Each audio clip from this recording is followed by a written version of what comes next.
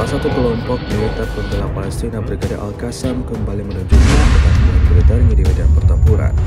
Rekamannya ramai beredar di media sosial Telegram pada Jumat 17 Mei 2024. Dalam rekaman tersebut dapat dilihat komando IDF diserang ketika mereka memasuki sebuah rumah sebagai bagian dari penyergapan kompleks di Timur Camp Jabalia di Jalur Gaza Utara.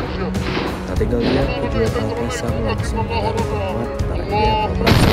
Akibatnya, ledakan dahsyat dan kebakaran hebat terjadi seperti yang terlihat dalam rekaman. Pejuang Al-Qassam meyakini tak ada prajurit musuh yang selamat dalam insiden ini.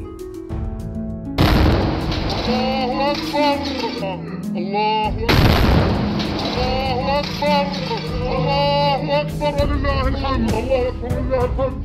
وما رميت إذ رميت ولكن الله رمى. الله أكبر. الله أكبر.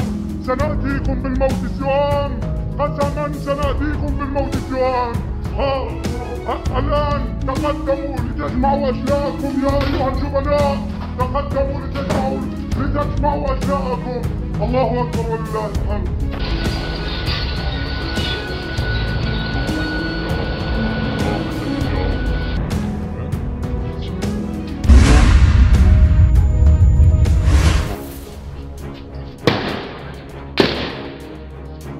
هم على الدرج، هم على الدرج. قول له جهز، قول له جهز حالك، قول له جهز حالك.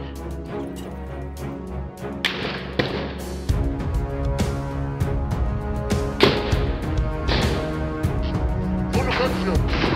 وما رميت إذ رميت ولكن الله رمى. الله أكبر. الله أكبر.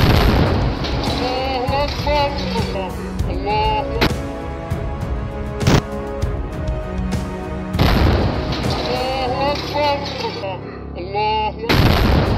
الله أكبر. الله أكبر ولله الحمد. الله أكبر ولله الحمد. وما رميت إذ رميت ولكن الله رمى. الله أكبر. الله أكبر. سنأتيكم بالموت سوان. قسما سنأتيكم بالموت سوان. الآن تقدموا لتجمعوا أشلاءكم يا أيها الجبناء. تقدموا لتجمعوا أشلاءكم. الله أكبر ولله الحمد. Download Tribun X sekarang, menghadirkan lokal menjadi Indonesia.